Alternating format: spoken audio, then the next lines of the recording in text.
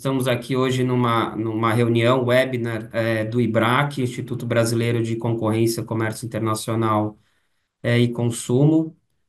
Nós temos no Instituto, no IBRAC, um comitê de comércio internacional e também temos, sobre o assunto, já que a gente vai tratar hoje, a gente tem um grupo técnico, de comércio internacional e sustentabilidade, que é liderado aqui pela Maria Eduarda e pelo Rodrigo Pupo, que estão aqui, serão os moderadores.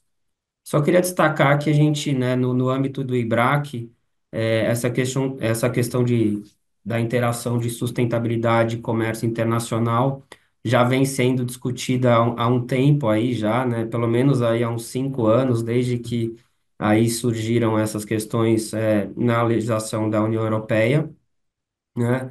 E até no ano passado, é, tivemos várias discussões, inclusive no nosso seminário, anual, que eu diria que acho que 75% dos painéis do nosso seminário, foram relacionados a esse tema, né? E hoje a gente vê também, né, que a mídia está dominada também por temas mais tarifários, né? E deixaram de lado aí, ou pelo menos a mídia deixou de lado as questões de sustentabilidade, mas eu acho que é importante a gente, retomar e reforçar esse tema, né? Porque acho que é um tema muito importante aqui para o Brasil, ainda mais nesse momento que a gente tem, de uma alta de protecionismo, seja tarifário, ou não tarifário, e também já deixando aqui o desafio aí para os nossos colegas hoje de como a gente consegue transformar essas, barreiras, né, em competitividade, para as exportações brasileiras, já que, né, é unânime, todo mundo sabe, os dados mostram que a gente é um país aí que tem uma sustentabilidade muito acima, de outros países. Então, eu já fazendo essa introdução, eu gostaria de passar a palavra para os moderadores, para Maria Eduarda e para o Rodrigo. Bom evento, pessoal. Perfeito, obrigada, Fernando. Primeiramente, nós gostaríamos de agradecer aqui a presença de todos hoje. O evento, como o Fernando comentou, foi idealizado aqui pelo GT de Sustentabilidade e Comércio do IBRAC. Nós convidamos três participantes, perdão, muito especiais aqui, que têm um conhecimento muito vasto sobre o tema, e hoje nós vamos tratar mais especificamente das medidas de sustentabilidade aplicadas pela União Europeia. Então, o primeiro painel vai ser conduzido pelo advogado especialista aqui em ESG, tem atuação na Alemanha, na União Europeia, também é palestrante do TEDx em Lisboa, que tratou sobre o Green Deal, Bruno Galvão. Ele tratará nesse primeiro painel principalmente sobre CBAM, as diretivas dos relatórios de sustentabilidade e também das diretivas de due diligence de sustentabilidade corporativa, principalmente com foco nessas últimas mudanças que a gente tem visto aí pela Comissão Europeia. Depois a gente segue então para o segundo painel, que será conduzido pela professora Paula. Ela é professora de Direito Internacional pela FGV Rio, diretora do Centro de Excelência também da FGV, e ela abordará questões de atualização sobre EUDR, contando também com a participação do pesquisador aqui, Gabriel Halili, advogado internacionalista, pesquisador também do Centro de Excelência da FGV. Então, principalmente serão abordadas as questões do EUDR, o contexto, né, que a gente está hoje sobre essa regulamentação, as principais discussões atualmente e os impactos aqui que essa regulamentação também traz para os exportadores e operadores do direito no Brasil. Então, gostaria de avisar também que o nosso Q&A aqui está ativado. Vocês podem mandar perguntas. Nós vamos, depois dos painéis, nós vamos abrir para questionamentos, então fiquem à vontade para contribuir também. Então, para começarmos aqui, chamo o Bruno para fazer sua apresentação. Com você, Bruno. Obrigado. É um prazer estar aqui com vocês, poder conversar sobre esses assuntos. Nada simples, mas ainda que não estejam na capa do jornal de hoje continuam tendo um impacto importante, principalmente na prática da advocacia, de quem trabalha com esses assuntos, mas também para as empresas que vão ser afetadas, principalmente as empresas que vão ser afetadas, que precisam tentar entender em que pé que as coisas estão, e é uma tarefa realmente difícil. Espero poder contribuir com esse exercício hoje. Eu vou apresentar uma, a minha.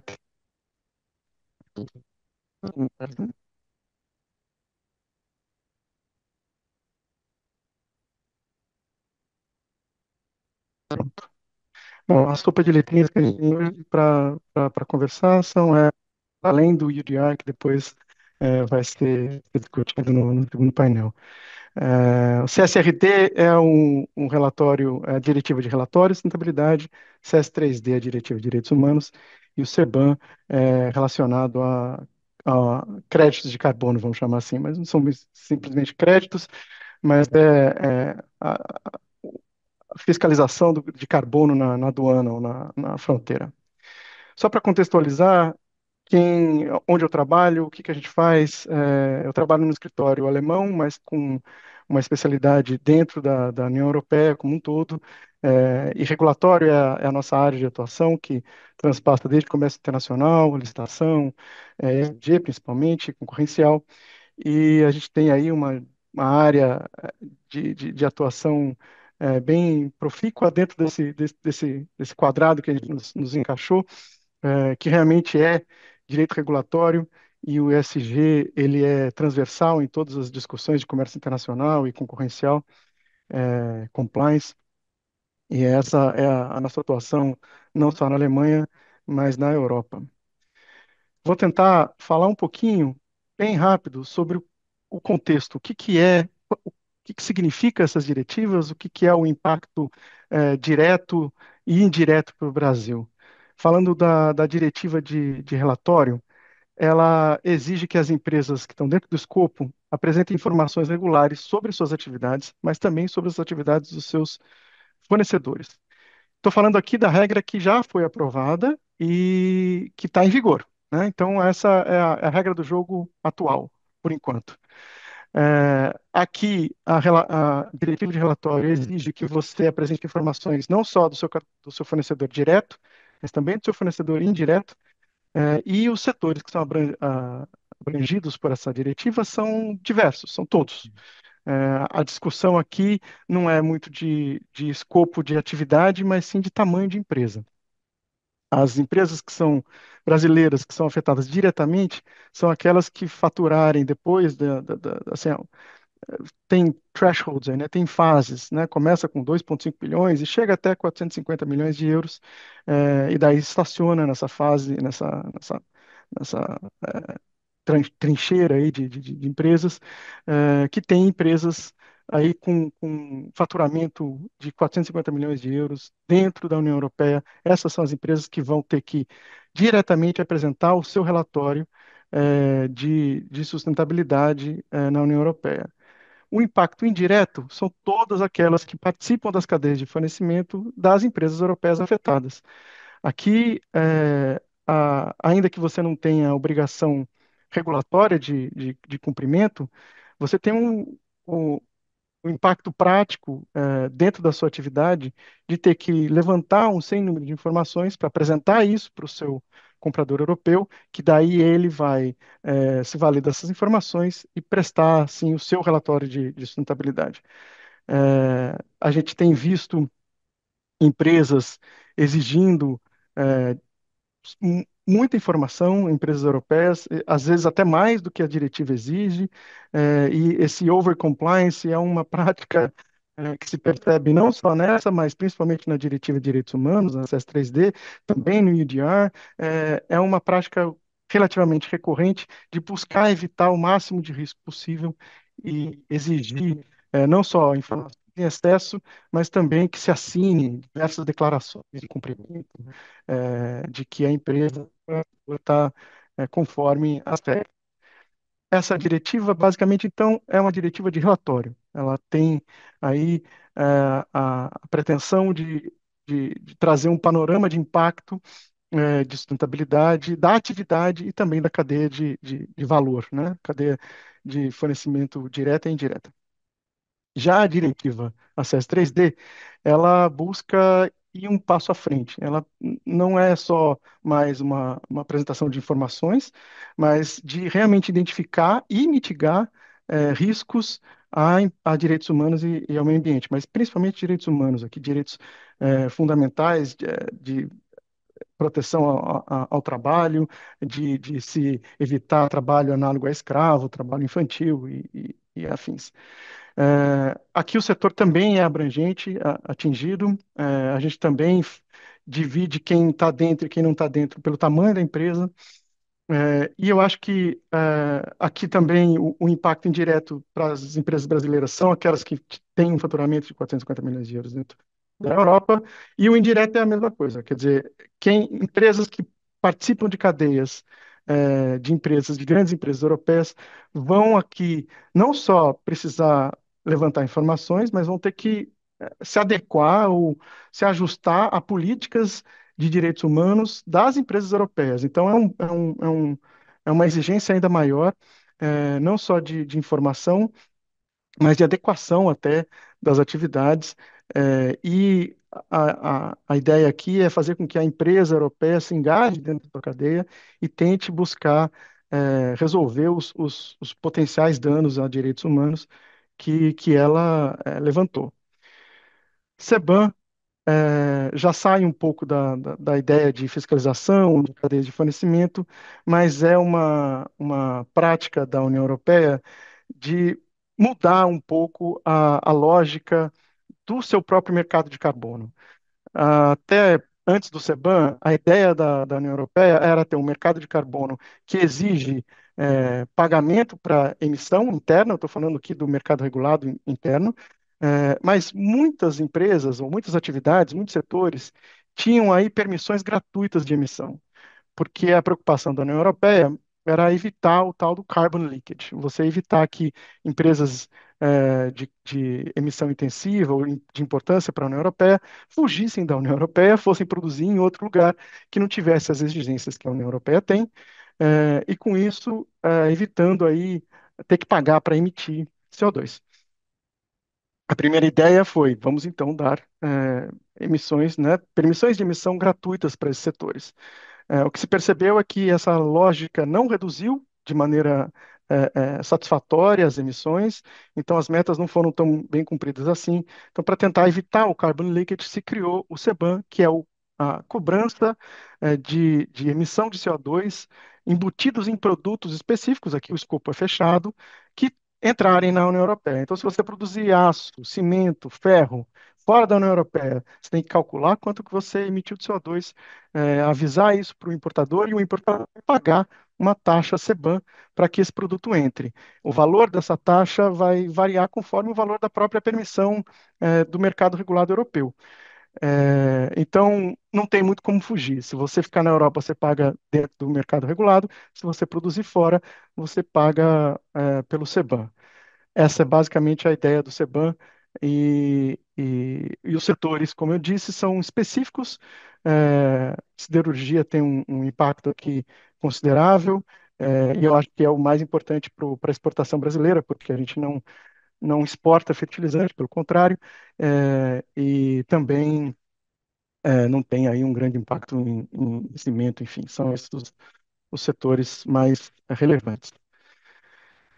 Falar do que já foi aprovado, tá? Então a gente está aqui só para contextualizar a gente, tudo isso que eu falei é o que já foi aprovado, mas que ainda está em fase de implementação. Eu acho que a única regra que está em implementação é, concreta é a CSRD, é a regra de relatório, mas para aquelas empresas que já reportavam antes na regra anterior, mudou, claro, o escopo para elas, mas não tanto assim, porque elas já tinham essa prática, essa atividade de apresentar relatórios. Elas têm ainda hoje a obrigação de reportar. Para as demais ondas de reporting, as empresas as grandes empresas e as pequenas e médias empresas tiveram aí um aumento no prazo para relatório. Isso já foi aprovado dentro desse pacote de simplificação chamado de Omnibus, que é a verdade, o grande tema da nossa conversa hoje é isso. Essa mudança de chave da União Europeia de sair de um foco muito olhando para a sustentabilidade especificamente e dentro desses objetivos de mudanças climáticas, né, de evitar mudanças climáticas, agora achar formas de manter essas obrigações e esses objetivos, mas de uma maneira mais eficiente, ou simplificada, ou desburocratizada. Esses são os jargões aqui utilizados para a discussão da União Europeia dentro desse pacote Omnibus. O que já foi aprovado é o prazo, é a prorrogação do prazo. O CSRT saiu de 26 para grandes empresas para 2028 e pequenas e médias saiu de 27 para 2029. A CS3D, a Diretiva de Direitos Humanos, ganhou um ano só. Então não teve essa mudança tão grande assim no prazo, mas ainda assim é um ano de adaptação. O CEBAN ainda não foi aprovado, essa mudança de prazo. Então, ainda hoje a gente tem o prazo original de janeiro de 2026, mas que tudo indica que isso vai ser mudado em setembro, por aí, quando a Europa voltar a trabalhar, Bruxelas voltar a existir, porque agora está todo mundo parado nas férias de verão aqui da Europa, mas quando Bruxelas voltar a trabalhar, provavelmente isso vai ser aprovado. Isso aqui é o que a gente já tem de concreto de aprovação. Agora vamos falar de futurologia e uma confusão de proposta da Comissão, que é a dona do texto. A Comissão Europeia é quem tem a possibilidade, de abrir um texto novo, quer dizer, de apresentar uma proposta de lei nova, de apresentar alteração de texto, é a comissão que sempre abre a conversa. Quando a comissão abre a conversa, ela abre a caixa de Pandora e daí tudo vale. O parlamento pode apresentar alterações, o Conselho de Ministros pode também apresentar alterações, e o Conselho de Ministros aqui é como se fosse um comitê de todos os chefes de poderes executivos dentro da União Europeia. Essa trinca é que vai discutir Comissão Europeia, Parlamento Europeu e Conselho de Ministros. Primeiro, falando da proposta da Comissão, que iniciou essa discussão de simplificação de regras que ainda nem foram tão aplicadas assim. Então, a gente não tem experiência prática na aplicação, mas a gente já está rediscutindo como aplicá-las, né? Então, mostra uma mudança de rumo, realmente, política que está havendo aqui na Europa, de buscar competitividade, aqui é a palavra-chave de toda essa discussão. Mas na diretiva de relatório, o que a gente tem? A gente equaliza o escopo da CSRD com a CS3D. Aqui a gente aumenta para empresas que tenham mais de 1.000 funcionários e tem um critério adicional, ou seja, toda empresa tem que ter pelo menos 1.000 funcionários e, além disso, tem que ter um faturamento de 50 milhões ou ativos com mais de 25 milhões de euros. Empresa fora da União Europeia tem que ter faturamento superior a 450 milhões. Aqui, para a empresa brasileira, essa regra que se aplica, né? A mudança de padrão, e daí aqui é o grande foco da conversa, é simplificar as regras de exigências, de data points, né? O que precisa apresentar no relatório. Você tem a regra, a diretiva, e a diretiva ela segue standards que foram definidos dentro aqui da União Europeia, mas um sem número de standards. É uma miríade de pontos de análise que precisam ser apresentados, pontos gerais e pontos específicos para cada atividade. Aqui se quer simplificar as regras gerais e também excluir as regras específicas. Então, a comissão está querendo reduzir o tanto de coisa que se diz para todas as empresas e tirar a ideia de que empresas de setores específicos vão ter coisas a mais a dizer. Isso é o que significa tirar regras setoriais específicas do escopo de relatório. Ah, aqui eu acho que um ponto também importante é você simplificar a auditoria.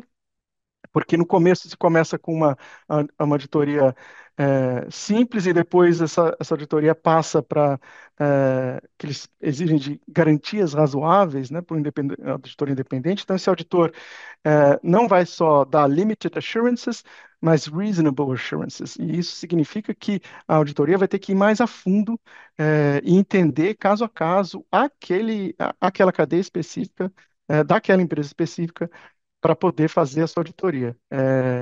Isso é a regra geral hoje aplicada, né, de se transitar para uma auditoria mais rigorosa, e a comissão quer tirar isso, quer deixar a auditoria simplificada em garantias limitadas sempre.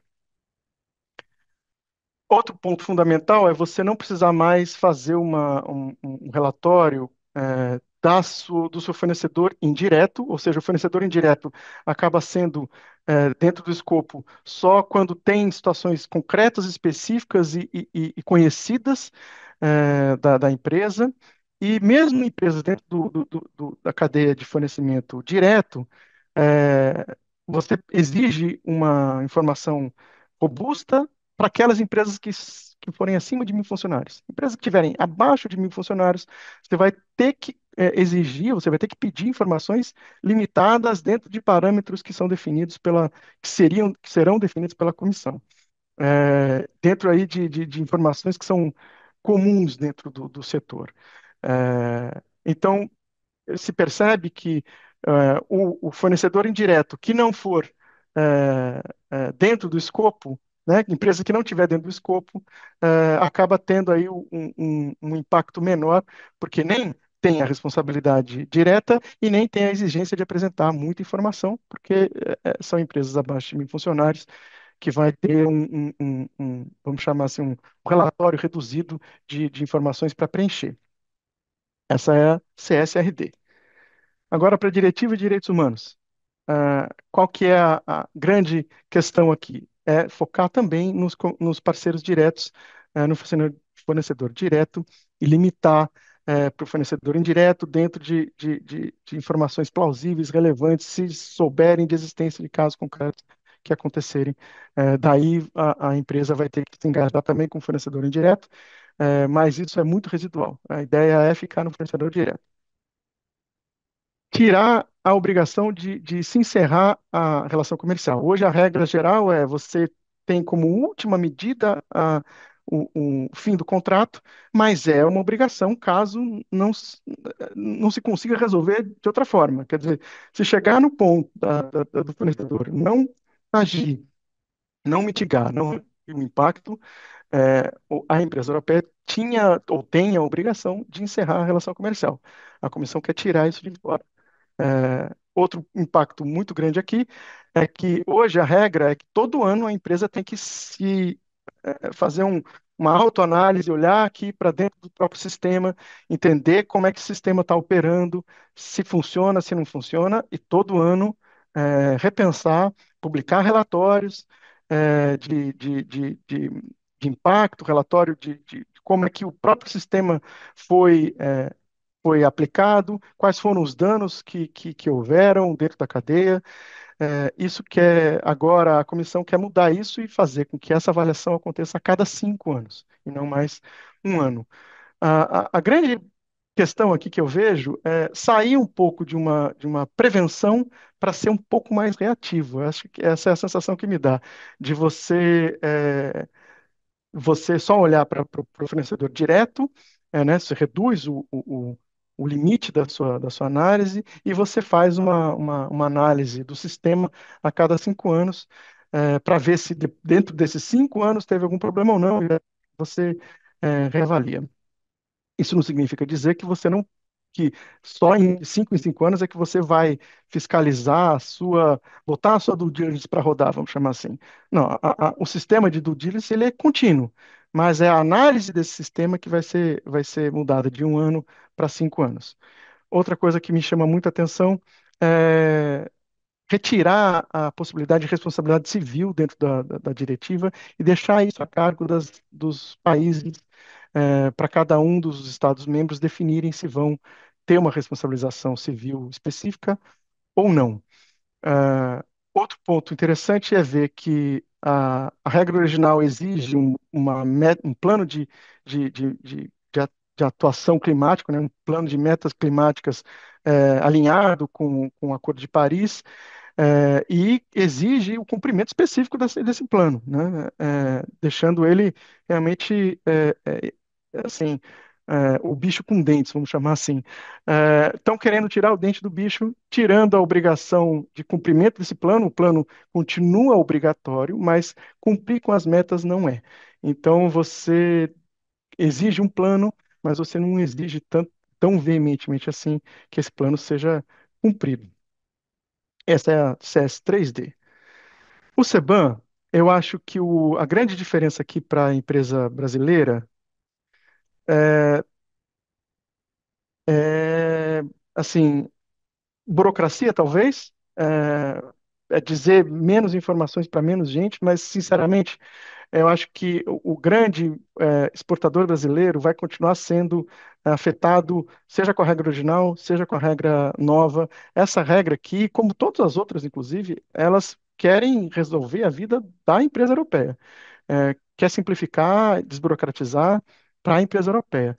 As empresas que são afetadas, os fornecedores, acabam indiretamente também tendo aí uma facilidade, porque se você reduz o tanto de informação, se você reduz o tanto de gente que é fiscalizada, você acaba limitando também o impacto, mas vai continuar sendo impactado, tá? E aqui no CBAM é a mesma coisa. Eles querem tirar importadores de pequeno porte, né, pequena e média empresa, pessoa física, mas desde que essas importações dessas pessoas não alcancem 50 toneladas dos bens que são cobertos, o que significa mais ou menos, dentro do cálculo matemático aí da comissão, 80 toneladas de CO2 equivalente. Eles querem dizer com isso que vão reduzir a burocracia, mas vão manter a cobertura de mais de 99% das emissões relevantes. Se eles estiverem certos na conta deles, significa que os estrangeiros que são afetados pelo CBAM vão continuar sendo afetados pelo CBAM e vão informar isso para grandes empresas e não só para pequenas também, mas como eu disse, a informação vai ter que ser prestada, talvez para um número menor de empresas, mas a informação vai ter que ser pensada ainda assim. Você tem a possibilidade de delegar essas obrigações para terceiros, muda um pouco o cálculo de emissão, você pode usar valores padrão né, um valor padrão para relatório.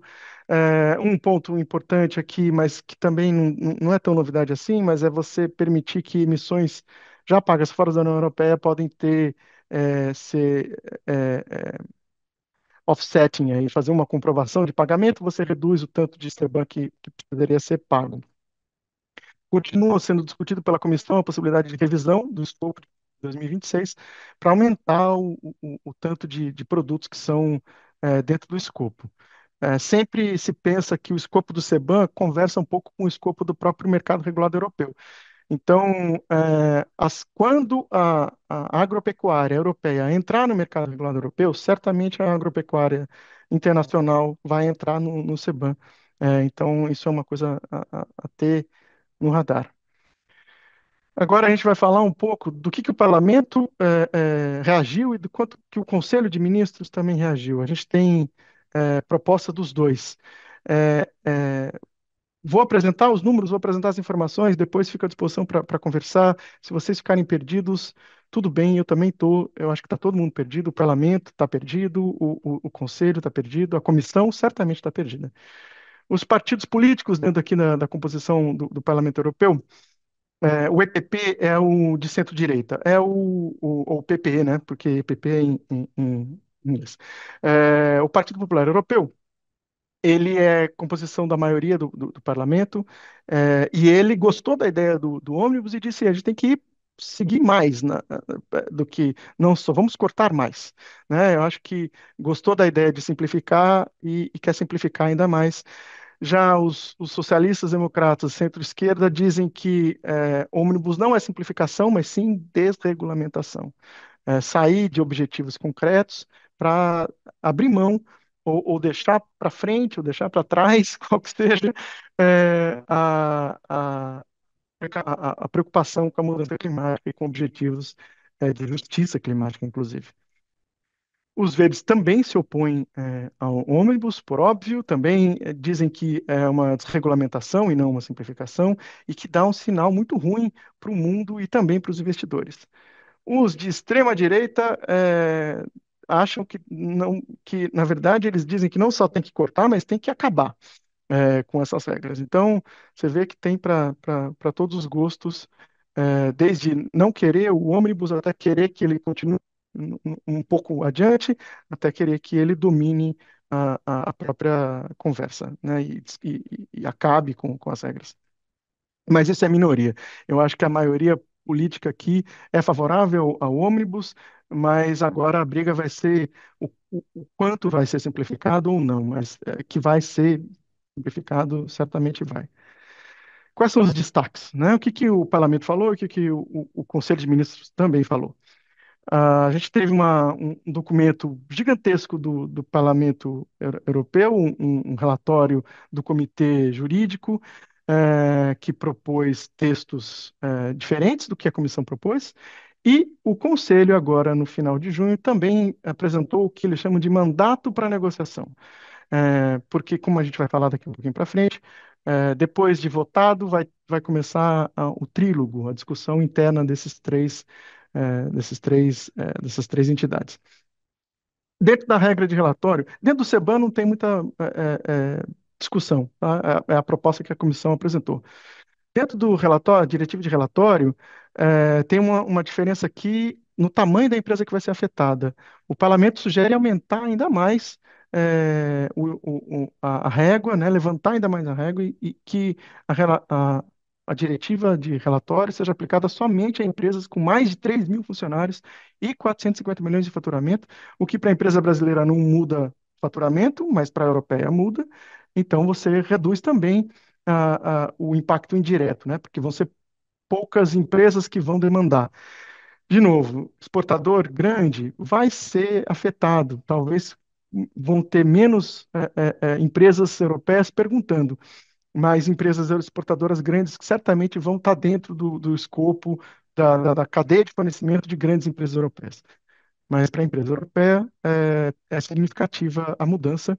E o conselho, daí nesse caso, ele segue a comissão e acha que está bom 1.000 empregados mesmo. Todo mundo concorda que tem que tirar essa ideia de auditoria mais robusta, vamos ficar só na auditoria simplificada, não vamos para reasonable assurances, e realmente vamos simplificar os standards de reporting, tirar as regras de setores específicos e vamos diminuir os data points, o tanto de informação que precisa ser apresentado para as empresas. CS3D, mesma coisa, a mesma divergência de tamanho de empresa. O parlamento quer também aumentar para 3 mil, né, fazer a mesma coisa que propôs na CSRD, e o conselho, na verdade, quer que isso seja aumentado para empresas com mais de 5 mil funcionários e um faturamento de 1,5 bilhões de euros, ou seja, é para deixar realmente para pouquíssimas empresas e reduzir realmente o impacto dessa diretiva aqui dentro da Europa e também, consequentemente, o impacto indireto para os fornecedores. Due diligence tem que ser limitado ao fornecedor direto mesmo, concorda com a comissão, todo mundo. É, Também todo mundo concorda que essa reavaliação interna tem que ser feita de 5 em 5 anos.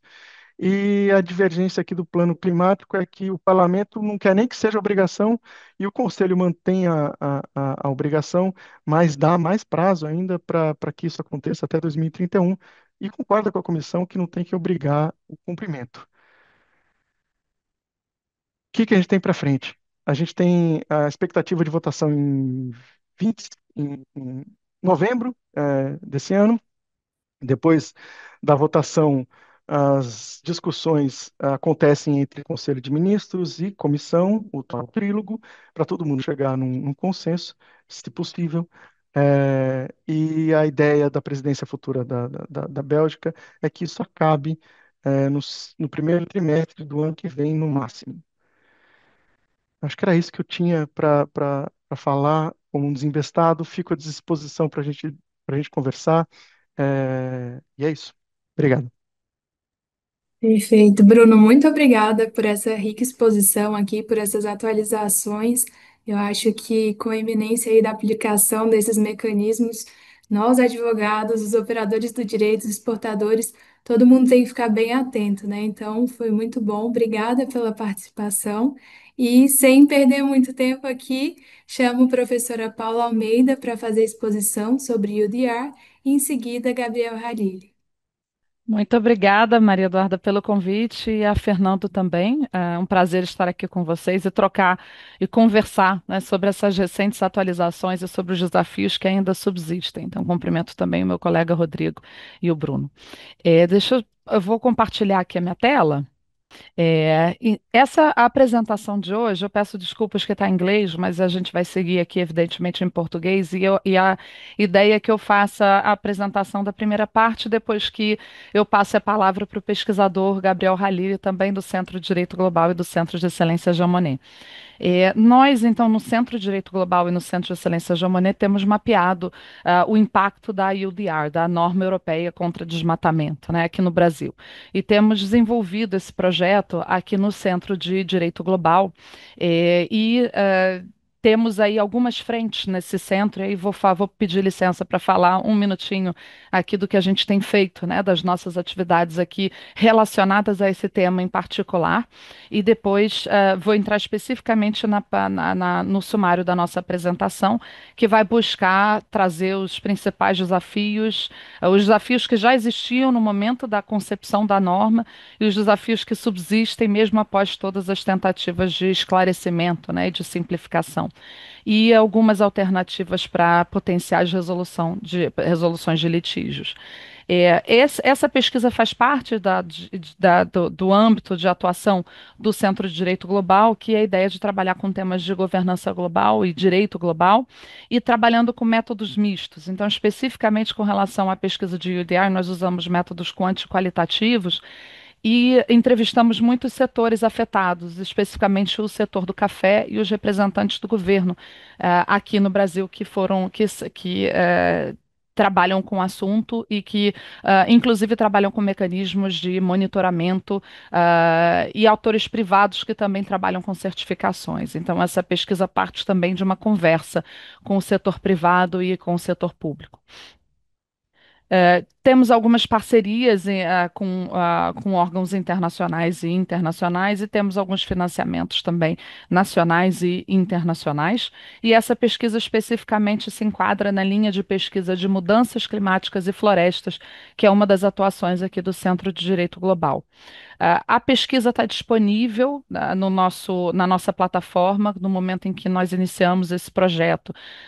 Logo após, é um projeto que também conta com apoio da própria União Europeia no âmbito do Centro de Excelência e também com apoio do Instituto Clima e Sociedade, com os próprios escritórios de projetos da FGV. E todas as publicações estão sendo colocadas na plataforma, inclusive as mais recentes. Eu vou aqui mencionar para vocês o Wrap-Up Instrument, que é o relatório mais recente que nós produzimos, tendo em vista essas recentes mudanças, né? E o projeto, então, busca trazer alguns cenários e propor. Tivemos alguns policy briefs em que nós pretendemos propor algumas alternativas também para tomadores de decisão, tendo em vista os desafios que nós mapeamos na pesquisa. Tivemos algumas publicações, claro, a maior parte delas é mais voltada para guiar políticas públicas. Apesar disso, também temos livros, um livro que vai sair pela editora Springer sobre UDR, alguns artigos acadêmicos e, evidentemente, alguns artigos para a imprensa que também têm sido publicados. E em 2024, aqui trouxemos alguns policy briefs, incluso um para o G20 sobre os desafios multilaterais para a regulação internacional de florestas, o impacto da UDR aqui no Brasil, e alguns outros policy briefs sobre os desafios no momento em que nós estávamos mapeando os desafios conceituais e, sobretudo, os gargalos para a implementação da norma. E os mais recentes agora de 2025, tratam dos desafios que persistem e de alternativas possíveis para também pensar em resolução de disputas. Então, situações que podem, recomendações e riscos que podem, desde de riscos menores a riscos médios e riscos maiores, no sentido de evitar disputas e também buscar foros competentes para a resolução dessas disputas. E um documento em mandarim também que trata dos principais desafios da UDR para o Brasil. E o último é o Wrap-Up Report, que é o último documento que nós fizemos mapeando e comparando os dispositivos da UDR e os documentos que foram lançados esse ano, como o Guidance, o Frequently Asked Questions, a versão mais atual, o ato delegado e o benchmarking, né? E aí, com isso, eu chego aqui no nosso sumário, em que nós dividimos a apresentação. Claro que isso aqui é muito longo, né? Evidentemente, a gente não vai ter tempo de passar em detalhes por todos esses pontos aqui, mas eu queria trazer uma visão geral do que a gente considera importante para trazer para um debate relativo ao UDR. Eu vou tratar do The Road to the UDR e o início da implementação, e depois eu vou passar a palavra para o Gabriel para tratar do restante dessas questões específicas de desafios relativos à implementação e dispute resolution. Então, a primeira parte busca, de fato, entender como é que a gestação da norma, né, como foi explicado aqui pelo Bruno, é um processo complexo, né, dentro da própria União Europeia, e hoje a gente tem diversas iniciativas, e aí trato também de como a Omnibus pode incluir, eventualmente, a UDR nesse pacote, quais são as consequências para isso. E depois, em matéria de implementação, existem desafios gerais a essa implementação da norma, desafios gerais que se aplicam, quer dizer, que decorrem do próprio texto da norma, que podem gerar implicações, evidentemente, para todos os terceiros países que exportam para a União Europeia, mas também desafios muito particulares, especificamente do contexto brasileiro. E existem potenciais desafios que nós também mapeamos aqui, que não são desafios, quer dizer, aquela análise também futurística, né, que o Bruno também mencionou, quer dizer, como é que os desafios que podem decorrer do benchmarking, das legislações internas, não é? E do primeiro dry run que a União Europeia fez com relação à implementação da UDR, que já determinou e já trouxe alguns problemas relativos à compliance, né? E aí, com isso, mapeamos alguns cenários e algumas potenciais recomendações. E num terceiro momento, que provavelmente vai ser tratado de maneira um pouco mais genérica, porque a gente não vai ter tempo suficiente para entrar nessas particularidades, quais são os mecanismos de resolução de disputas possíveis.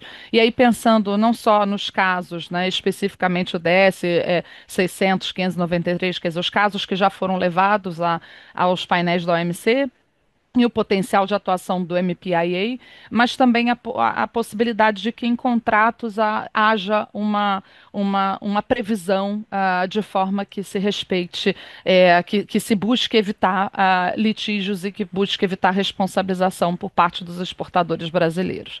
E aí propusemos também algumas alternativas. E em mecanismos bilaterais, a gente traz aqui para debate o acordo Mercosul-União Europeia, e especificamente o capítulo de TSD, né, de Trade and Sustainability, né, e também especificamente a parte sobre resolução de litígios desse acordo, que também pode ter interseções com a UDR. Então é também um exercício também futurístico, porque todos sabem que o acordo ainda não está em vigor e não sabemos quando estará, não é? E com isso fizemos alguns cenários de risco e algumas recomendações também nesse sentido. Então vamos passar brevemente, né, por esses pontos. Muitos aqui, claro, é uma audiência muito especializada no tema, né, de comércio internacional e, sobretudo, e também no tema da UDR. Então, acho que aqui a ideia de mostrar o caminho, né, que desde da gestação da UDR até a situação atual, talvez a gente não precise trazer tantos detalhes, mas que é importante talvez lembrar que a UDR passou por um processo, né, não é uma medida que muito se diz, né, que é uma medida baseada no mercado, não é? E que busca preencher uma lacuna na regulação multilateral de florestas. Mas essa iniciativa não é isolada, porque ela veio na sequência de várias outras iniciativas, desde o FLEGT Action Plan, em 2003, e depois o FLEGT Licensing Schemes, e depois a U Timber Regulation, também a UTR, em 2010, que muitas vezes que é muito citada, né, como um ponto de partida, né, para a UDR, e na sequência o Green Deal, e depois a própria UDR com os postponements, né, as medidas que postergaram a sua aplicação, que de fato ela iria entrar em vigor em dezembro de 2024 e em junho de 2025 para pequenas e médias empresas, e depois de muita pressão, e dentre de muitos países, incluso o Brasil, foi postergado o momento de entrada em vigor. Então, em dezembro de 2025 e para pequenas e médias empresas em junho de 2026.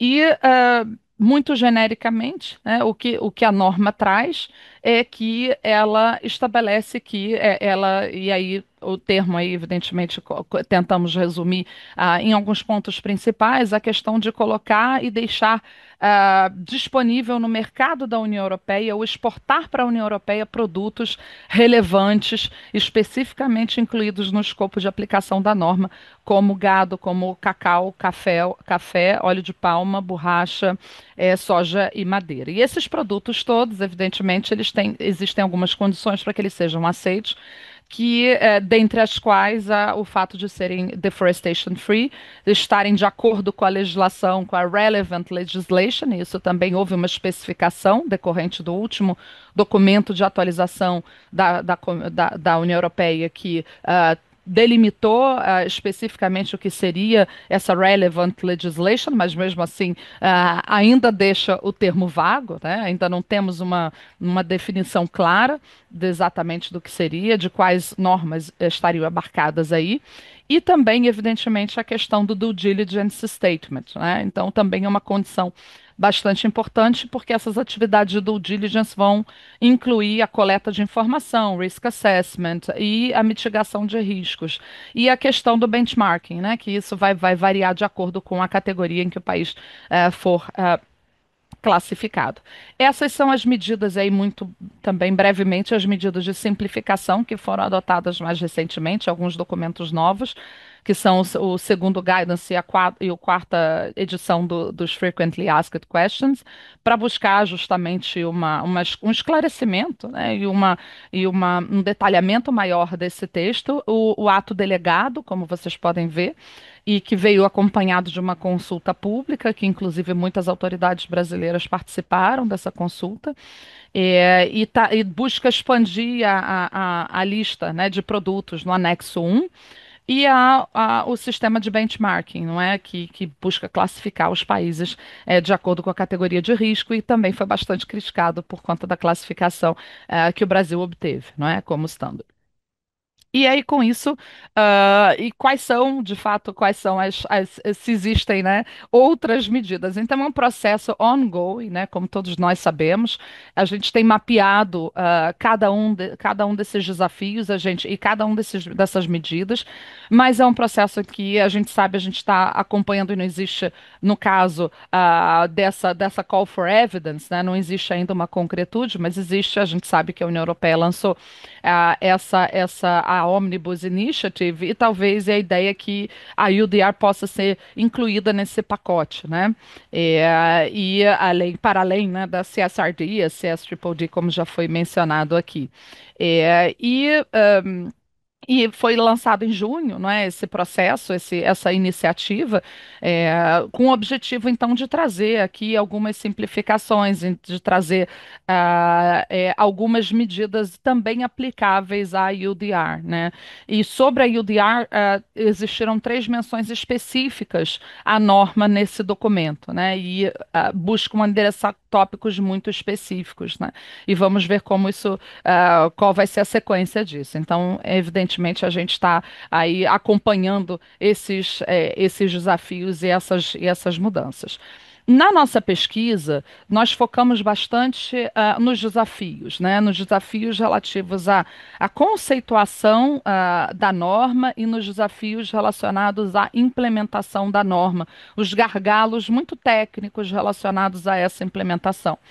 Com relação à questão conceitual, nós temos vários conceitos que são bastante abertos, né? São três requerimentos que nós já tínhamos mapeado, inclusive eu te mostrei no slide anterior, para que as mercadorias, para que as commodities possam ser exportadas e colocadas no mercado europeu. Mas existem requerimentos muito controversos com relação à conceituação. E aí a gente tem um critério vago com um aspecto com relação a, por exemplo, a área mínima, né? De desmatamento, o que seria considerada a unidade, conceitos abertos que não têm paralelo em países terceiros, como a gente menciona aqui, sobre a definição de florestas. Um, e, além disso, alguns outros critérios que também não estão muito claros, né, com relação à norma. E a gente tentou também, nesse sentido, preparar um documento de esclarecimento que está lá no Wrap-Up Report, que vai ser publicado. Se não me engano, já foi essa semana, né? Mas eu vou confirmar aqui que a gente estava justamente tentando trazer essas últimas atualizações e fazendo uma tabela para ficar mais clara, porque até para nós, e essa é a dificuldade, né? A gente está em tempo real tentando mapear todos esses desafios.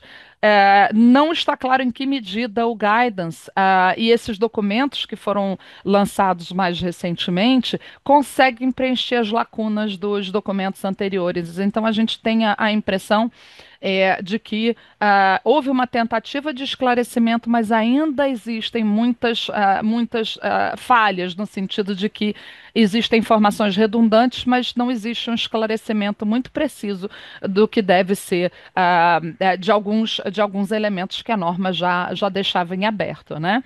E aí a gente colocou também alguns pontos, né, que ainda parecem bastante controversos nesse sentido, né? E a FAQ, né, especificamente com relação à FAQ, também é a mesma coisa. O Frequently Asked Questions, a gente mapeou a FAQ, né, fizemos aqui também na nossa pesquisa quais foram os temas tratados, né, por essa Frequently Asked Questions e quem foi que participou desse processo, né? E também vemos aqui que ainda tem ainda deixa bastante em aberto, né, muitos pontos que apesar de buscarem esclarecer dispositivos da norma, ainda trazem algumas lacunas e nos parecem redundantes em alguns aspectos. Então, mas essa, evidentemente, é uma análise inicial baseada no documento que foi lançado recentemente. E outros desafios conceituais que também foram identificados, né, também mapeamos aqui a questão do time frame, a questão do legal contra o ilegal, não é? O escopo dos produtos que estavam no anexo primeiro, porque existiam umas dúvidas em matéria do que seria incluído ou excluído, e isso também foi endereçado no ato delegado, como a gente já mencionou. Então, esses desafios conceituais ainda, alguns deles ainda permanecem. O ato delegado veio trazer alguns elementos, né? Então também fizemos um paralelo entre o que trouxe o ato delegado em matéria de especificação dos produtos, né? E aí a gente tem na tabela qual é a especificação da lista dos produtos relevantes, né? Quais produtos estão cobertos e quais produtos ainda não parecem, né, cobertos pela norma. O ato delegado, então, foi acompanhado de uma consulta pública. Nós mapeamos também a consulta pública para verificar quem participou dessa consulta pública, quais foram os temas também envolvidos nessa consulta pública. Foram stakeholders de 28 países, né, dos 28 países, e também muitos, e teve uma posição bastante contraditória deles, então a gente tem visões distintas com relação à UDR. O Brasil também participou, né, foi contribuinte no sentido de que também participou desse processo com 8 mais contribuições, né, e aí a gente está falando não só de atores públicos, mas privados, porque também houve fala de representantes do setor do couro, né, trazendo argumentos sobre a contestação sobre a inclusão de produtos de couro no anexo primeiro, né, da norma. É, e aí, com isso, a gente tem aí também alguns elementos sobre essa consulta pública e a gente tem uma discussão, claro, aqui no nosso centro, em que medida essa consulta pública de fato é levada em consideração, né, no momento da elaboração das normas. E aqui, então, eu chego no momento da implementação e de compliance, e nesse momento eu queria passar a palavra, então, ao Gabriel, para que ele possa tratar desses desafios em matéria de implementação e depois brevemente dos desafios em matéria de solução de disputas. Boa tarde a todos. Mais uma vez eu reforço o agradecimento da participação nesse evento e esse debate riquíssimo que estamos tendo. Sem mais delongas, eu gostaria de continuar a fala da professora Paula. Além dos desafios conceituais, nós também mapeamos outros dois tipos de desafios. O primeiro deles em relação à implementação e compliance, nesse sentido, são desafios mais práticos e operacionais, que de fato nós só vamos ter uma mensuração mais precisa quando da implementação total da norma.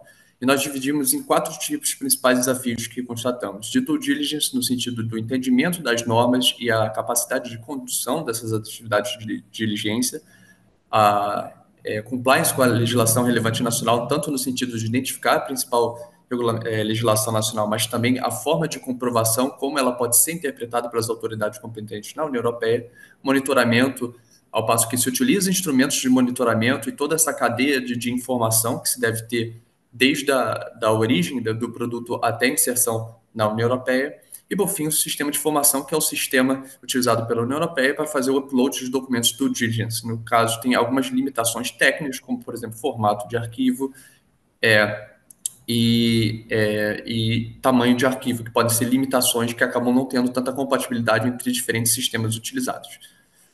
Nós temos uma questão de enforcement, que seja não só um arcabouço regulatório forte, mas também a capacidade de implementação de normas e de instrumentos de institucionais.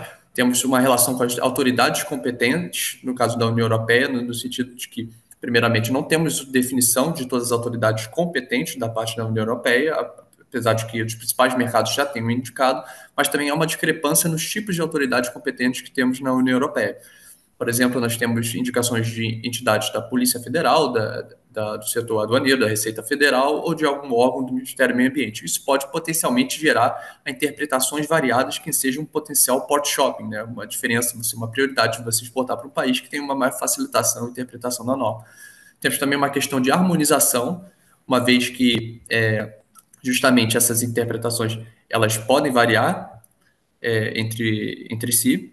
E, por fim, também temos essa questão, como eu disse, do port shopping, que pode decorrer justamente dessas diferenciações. Temos como acredito que tenham acompanhado, temos um presente e futuro problema, um desafio, no caso, que é o benchmarking, que foi um dos grandes motivos pela postergação da norma, que é justamente o sistema de classificação de países que visa categorizar cada país entre baixo, risco padrão e risco alto, justamente refletindo não só na rigidez com a qual se é aplicada a norma, mas também na frequência de verificações de operações e também na capacidade para países de risco baixo de usar esse Simplified Due Diligence Statement, ou seja, um sistema de simplificado facilitado perante a UDR.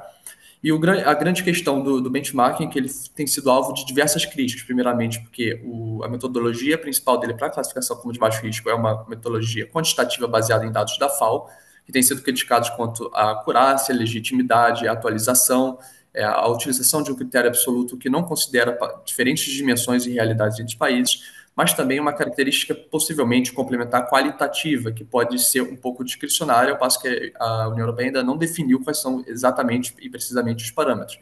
Até então, de fato, só foi aplicado a metodologia qualitativa para a definição de países de alto risco, sendo aqueles países que têm algum tipo de sanção na ONU ou da União Europeia ou outro foro internacional, tendo classificado até então Mianmar, Rússia, Coreia do Norte e Bielorrússia.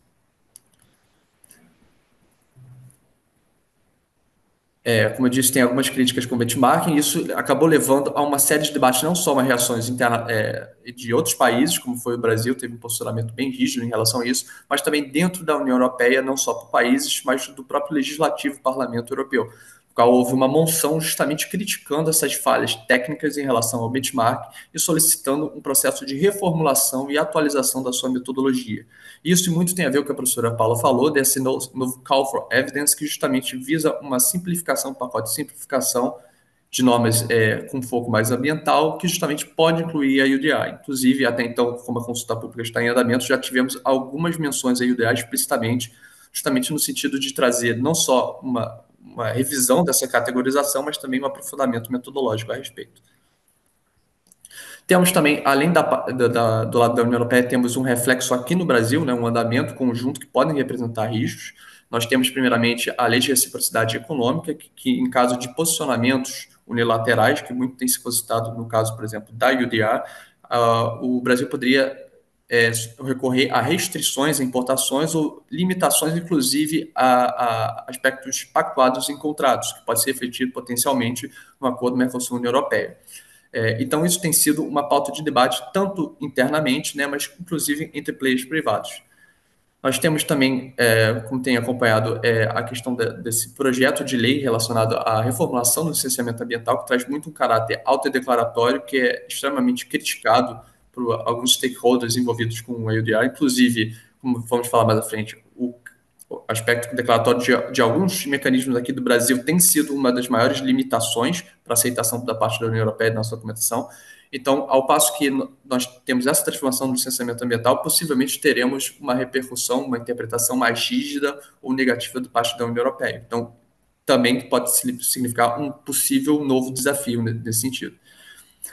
Como a professora Paula mencionou, no final do ano passado, começo desse ano, foram desenvolvidas dry runs aqui entre os países do Mercosul, especificamente o Brasil foi conduzido, umas exportações para a Holanda, e no caso, o objetivo foi justamente mensurar o grau de compatibilidade das exportações brasileiras com o mercado da União Europeia. E ainda que fossem identificados um alto grau de compatibilidade, não se alcançou uma integralidade dessa conformidade, ou seja, os produtos do Brasil não estariam aptos a serem inseridos na União Europeia a partir dessa avaliação. E um dos grandes críticas foi justamente do aspecto do CAR, o caráter autodeclaratório do CAR, que não dá uma legitimidade, uma acurácia que é desejada pela União Europeia. Então, esse é um primeiro sinal que, por mais que tenhamos um grau de conformidade alto, com base nesses estudos, ainda existem pontos que precisam ser melhorados aqui internamente para que a gente consiga efetivamente estar em plena conformidade e consigamos manter as nossas relações comerciais com a União Europeia. Com base nisso, nós trouxemos alguns cenários e recomendações justamente não vou me adentrar tanto, mas de fomento de diálogo, de uma busca por uma harmonização, de uma tentativa de diminuição de riscos justamente antes da saída do produto aqui, de forma a que a gente garanta uma compatibilidade antes da chegada no mercado da União Europeia. Só passando brevemente, por conta do pouco tempo, nós também fizemos um mapeamento com base nos gargalos de possíveis disputas e formas, mecanismos para solucionar essas disputas. Nós fizemos 4 mecanismos, podemos falar mais profundamente depois, entre o OMC, ou alternativamente o MPIA, estratégias contratuais, mecanismos de grievance e os acordos bilaterais, especificamente o acordo Mercosul-União Europeia. A OMC, nós fizemos um mapeamento, inclusive, da jurisprudência atual. Nós tivemos 2 casos recentes que podem ser novos marcos, como o DS 600 e DS 593, que trazem questões de um debate entre Indonésia e Malásia sobre o óleo de palma com a União Europeia, onde foi identificado que o RED II, que tem também efeitos extraterritoriais tais parecidos como o da União Europeia, ele está em conformidade com o arcabouço da OMC, mas seus aspectos implementatórios, os critérios, seus requisitos não estariam. Então, uma grande questão que pode ser discutida no OMC justamente não é a norma em si, mas a sua implementação, suas características práticas. Como a OMC atualmente estamos numa situação de paralisação do seu órgão de apelação, alternativamente é possível utilizar o MPIA, que ele traz uma abordagem, ele é reconhecido pela OMC, mas uma abordagem de arbitragem, justamente sendo possível não só para membros do MPIA em si, mas aqueles também que possam aderir. Ele é reconhecido pelo DSU da OMC, então trata-se de uma alternativa.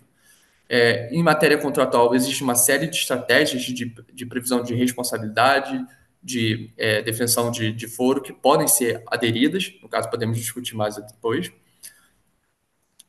Nós temos também, interessante mencionar, a capacidade de grievance mechanism dentro da própria empresa de de forma a prever mecanismos de denúncia ou, inclusive, de mitigação antes de qualquer litígio venha ou conformidade perante o IVDR. Bem como também temos, como eu mencionado, acordos bilaterais, especificamente o acordo União Europeia-Mercosul, que traz, além do seu escopo geral, como, por exemplo, causa de arbitragem, resolução de controvérsia, existe um capítulo específico sobre Trade and Sustainability Development, que traz alguns mecanismos interessantes, como a criação de comitê comum, a cláusula de rebalanceamento, e também, inclusive, há uma previsão de uma criação num anexo de produtos sustentáveis que poderiam ter uma entrada facilitada na União Europeia. Apesar desses produtos não serem ou nenhuma disposição aplicada especificamente ao UDA, elas podem potencialmente ser discutidas. Inclusive, existe um debate quanto à inserção de certos produtos de interesse do Brasil e de outros países do Mercosul nessa lista de produtos de entrada facilitada na União Europeia, de forma a mitigar potenciais impactos em setores específicos da UDA. Apesar de que, até então, não temos nenhuma definição quanto a essa lista ou outras especificações quanto à UDA. Com base nisso, nós oferimos potenciais cenários de risco e dividimos em 3 cenários de nenhum risco, baixo risco, médio risco e alto risco, que acabam comprometendo a uma maior inconformidade da norma, no sentido que um baixo risco implicaria possivelmente uma brecha na norma ou uma penalização mais branda, enquanto o alto risco é uma inconformidade plena, no sentido de que nossos mecanismos nacionais não são compatíveis com aqueles reconhecidos pela União Europeia, então isso seria um posicionamento já no foro mais multilateral. Com base nisso, nós analisamos esses mecanismos de solução de controvérsias e fizemos um alocamento justamente de quais mecanismos seriam mais pertinentes em cada cenário, justamente de forma a mitigar, prevenir e solucionar possíveis disputas. A partir de então, nós temos, obviamente, um caráter prospectivo, nós, de fato, vamos ter um cenário mais realista quando da implementação da norma, mas já é possível fazer uma mitigação e uma preparação ante esses potenciais desafios que nós temos acompanhados. Com base nisso, nós temos algumas recomendações de justamente ter uma preparação contratual, uma preparação de diálogos bilaterais, uma preparação, inclusive, de um diálogo governamental, seja do âmbito diplomático ou, inclusive, administrativo, entre as autoridades administrativas nacionais e autoridades competentes na União Europeia, uma possível um avanço na cooperação técnica e financeira, de forma a justamente a evitar esses cenários e criar um cenário mais favorável, que a gente chama de uma implementação indireta mais suave, menos possivelmente contenciosa. Mais uma vez, eu queria agradecer a atenção de todos vocês, agradecer a oportunidade do debate, nós ficamos à disposição para discutirmos nas perguntas e respostas, bem como deixamos à disposição alguns dos nossos produtos que avançam nessa narrativa que trouxemos. Muito obrigado. Bom, muito obrigado, Alen, muitíssimo obrigado, né, ao Bruno, à professora Paula, ao Gabriel. Foi extremamente rico, né? Então, assim, eu assim, não só por mim, eu falo não só por mim, quanto os demais, pelo Fernando, pela Maria Eduarda e os demais audiência, certamente a gente passaria aí por muito mais tempo, tá? É muito difícil a gente cortar, ter que correr com assuntos muito complexos e interessantes, né? Então, assim, foi realmente muito obrigado, foi muito rica, foram ricas as apresentações e, e em termos de conteúdo também e especialmente do contexto, né? Porque a gente tem, de um lado, né, as mudanças legislativas, prováveis mudanças legislativas e talvez até no sentido de flexibilização dessas legislações. E por outro, também que foi muito coberto por você, muito bem abordado por vocês, da implementação, né? Especialmente, né, o UDR e o CBAM, de alguma forma, porque são novidades, né? Enfim, as outras diretivas já existiam, aí a questão é mais como adaptar, né? Então, nesse contexto é muito importante, aí eu lembro muito o ponto que o Bruno colocou, né, da preocupação do setor privado, né, não só de exportador brasileiro, mas setor privado europeu, no sentido da overcompliance, né? Então, assim, essas legislações existem, né? Elas estão em processo de mudança ou estão em processo de implementação, não se sabe tanto quanto se gostaria, e aí vem a questão do overcompliance, né? E isso traz efeitos, impactos muito grandes em termos, né, nas cadeias, em termos de documentação, em termos de custo, e oneração também até em termos de contratos, né? De revisão de contratos e como ficam essas questões. Como a gente está bem curto de tempo, eu gostaria de colocar duas perguntas, né? Uma para a professora Paula e Gabriel, outra para o Bruno. Para professora Paula, é assim, é a pergunta do milhão, né? Como os exportadores brasileiros eles podem se adaptar, né, às exigências do IODR, especialmente em setores com uma dificuldade maior, né, de rastreabilidade dos materiais. E para o Bruno, como você tem visto, né, as recentes movimentações, tanto a partir do novo governo americano, de desregulamentação, né, ali, né, da questão toda regulatória, e, ao mesmo tempo, a questão de pressão de competitividade, né, pelo setor privado europeu, né? Então, como fazer esse balanço, né, esse equilíbrio, né, entre competitividade e overcompliance, né? E como esse movimento você enxerga que ele pode influenciar essas medidas unilaterais de sustentabilidade da União Europeia? E aí emendo uma outra pergunta. Se você entende que a União Europeia, a Comissão Europeia, ela tem, ao meu ver, tem ali dois pesos e duas medidas, né? Algo é para o produto importado, né? Quando é o produto importado, as condições continuam as mesmas, com pouca flexibilização, vende-se como se fosse uma flexibilização, mas quando se trata ali das diretivas de sustentabilidade que impactam muito mais os europeus, né, e as cadeias europeias, digamos assim, a questão é muito mais flexibilizado, né, levantando as barras e tudo mais, flexibilizando, aí a gente viu você colocando muito bem a questão do parlamento, né, então se você concorda que existem esses dois pesos e duas medidas. Passar primeiro para a professora Paula. Obrigada, Rodrigo. Realmente essa é a questão de um milhão, né? Porque o que que deve ser feito nesse momento? Eu vou esboçar aqui uma resposta e depois vou passar para o Gabriel para que a gente possa tentar atacar todos os pontos, né? Ou pelo menos a maior parte deles. De fato, a gente sabe que existe um receio de que a norma traga um custo de compliance, né? De que o custo de compliance da norma seja repassado ao consumidor final e diminua a competitividade do produto.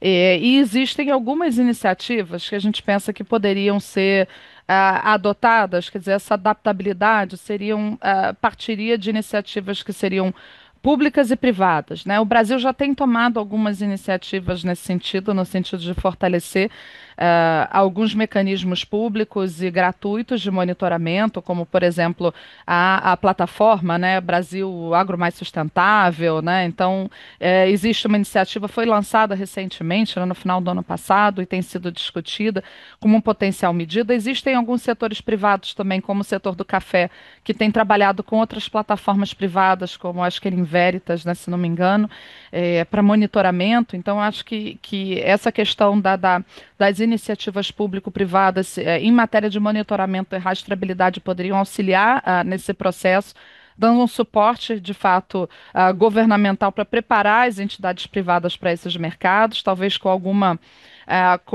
preparação, com algum treinamento, né, e uma capacitação. Acho que a capacitação é importante, né, seja ela por parte da União Europeia, né, porque também já tem adotado algumas reuniões, alguns treinamentos nesse sentido, apesar de serem bastante restritos ainda, e de serem muito vagos, não é? Porque nós também participamos de algumas dessas reuniões de capacitação e não trazem todos os elementos.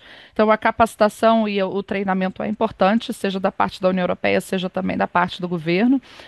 Nós também pensamos que seria importante haver um diálogo, né, um diálogo entre os players, né, para justamente pensando nas iniciativas que já poderiam ser implementadas e aproveitadas, né, por conta da própria União Europeia.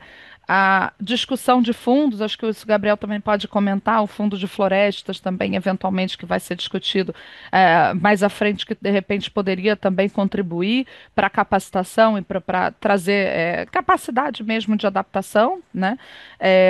E o Gabriel também já comentou sobre um ponto que se trata que se refere às autoridades, né, competentes, porque é importante que a gente entenda e que a gente possa ter um canal de diálogo com essas autoridades, já que eles vão fazer esse filtro, né, com relação aos produtos que vão chegar na União Europeia, para que algumas questões burocráticas e o que vai ser de fato analisado, como, por exemplo, também essa questão da legislação relevante que foi delimitada pelo Frequently Asked Question como legislação aplicável ao uso da terra. Só que com isso a gente tem uma série de legislações possíveis, né, e que dão margem a muitos debates. E já foi falado aqui também do caráter autodeclaratório do CAR, né, e também das legislações domésticas, e talvez do ponto de vista do direito, né, essa preocupação em proteger, né, os exportadores brasileiros em matéria de gestão de cláusulas contratuais, não é?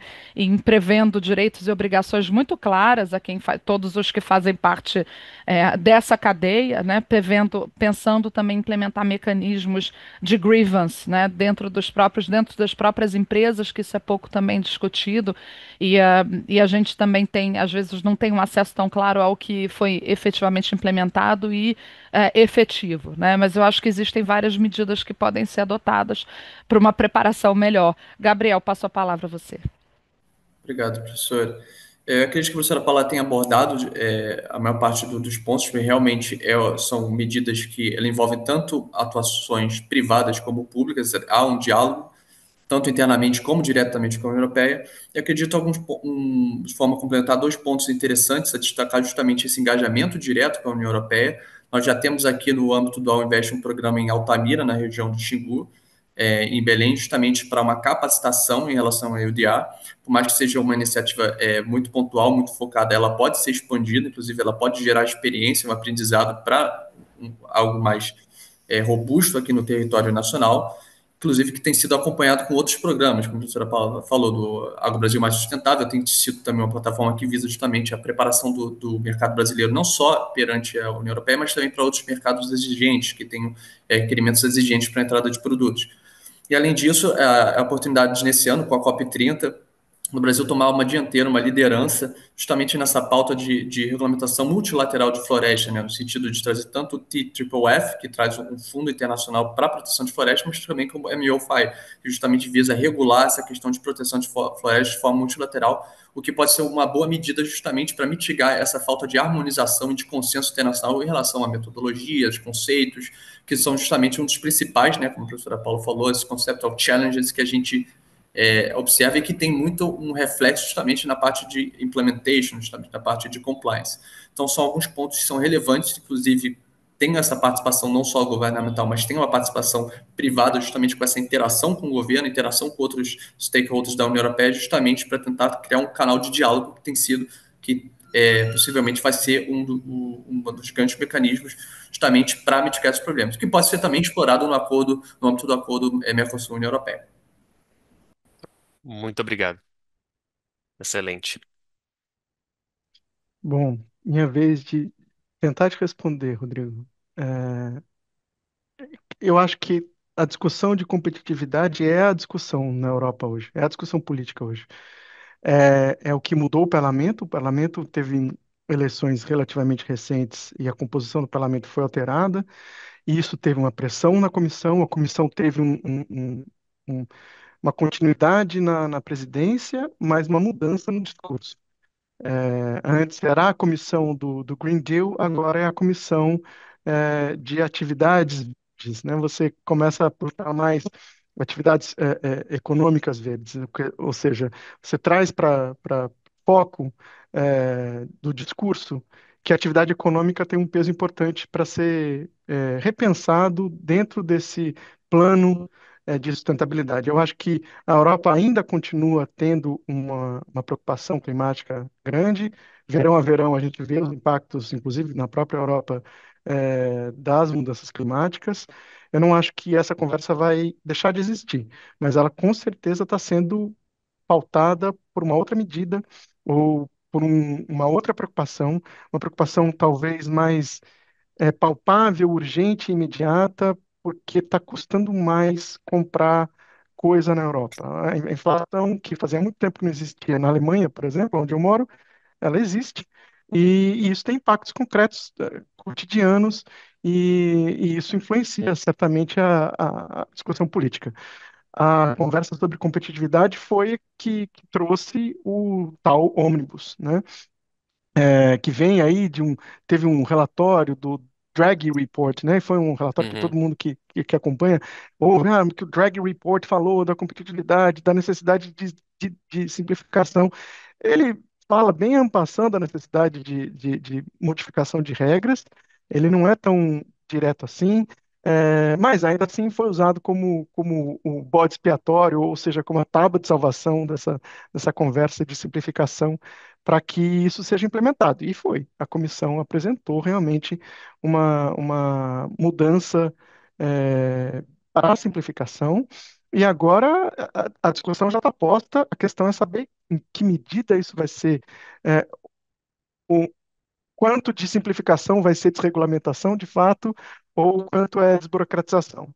Acho que essa é a pauta. O call for evidence, de fato, subrecente, voltado para a sustentabilidade, tem nos bastidores de Bruxelas nome de UDR, né? E também acho que o Green Claims também acho que é um ponto aí que está com, né, com um alvo nas costas, mas UDR certamente vai ser, dizer que certamente é muito difícil, mas assim, existe uma possibilidade muito grande do UDR ser rediscutido, mas ser rediscutido para ajudar a vida dos europeus, que daí eu respondo a sua segunda parte. É, o UDI não entrou no ônibus na primeira conversa para simplificação, para cortar. Ele vai entrar numa segunda conversa de simplificação muito pautado pela pressão política da Alemanha também, de se requentar a conversa sobre risco zero, eh, sobre simplificação da aplicação para o europeu e não para o exportador. Isso eu acho que, ainda que a UDR entre na simplificação, eu acho que se o governo brasileiro e se as cadeias produtivas brasileiras não se engajarem num advocacy robusto, concreto, com proposta, vai ser difícil o UDR por si só melhorar a vida do brasileiro, eu acho, mesmo nesse pacote de simplificação. Eu acho que se realmente não tiver um engajamento estruturado e positivo, é sempre muito importante lembrar que tem que vir para cá com proposta concreta para a conversa evoluir. Eu acho que esse é o caminho para tentar pender um pouco menos a balança, mas você tem toda a razão de perceber que são dois pesos, duas medidas, sim. Não, perfeito. Não, excelente, Bruno. Já respondido aí também a outra pergunta do milhão, né? Do dois pesos, duas medidas. Queria novamente agradecer a presença de vocês e a exposição que foi riquíssima, foi muito interessante. Eu queria já jogar aqui um convite, sem ter falado com o diretor, inclusive, mas já colocar um convite para a gente se reunir no último trimestre do ano. E ali com uma ideia já das versões finais, né, o que passou, né, o que decantou ali do ônibus, né, o que foi flexibilizado ou menos burocratizado, dependendo da perspectiva, né, Bruno? E também da implementação, né, Paula, professora Paula, do que virá em termos do UDR. E aí já um esquenta para o UDR e para o CIBAM, né, que já o CIBAM começa a fase piloto, a fase definitiva, né, depois de alguns anos da fase piloto, e do UDR. O que a gente verá de UDR a partir de janeiro, né, depois de 30 de dezembro de 25, né? Então fica aqui o agradecimento a todos, também a audiência que ficou com a gente até agora. Então, muito obrigado. Bom, eu acho que era isso, né, pessoal? E aí, se alguém, né, tiver mais perguntas aí, se puder encaminhar para Maria Eduarda, a gente vai fazer o possível para responder aí, tá bom? Então, acho que obrigado a todos e vamos nessa, Rodrigo. A gente faz um novo encontro aí para ver como é que evolui o assunto. Obrigada. Muito obrigada, pessoal. Obrigado, Obrigado. gente. Tchau, tchau. Obrigado. Tchau, Tchau. tchau. Obrigada.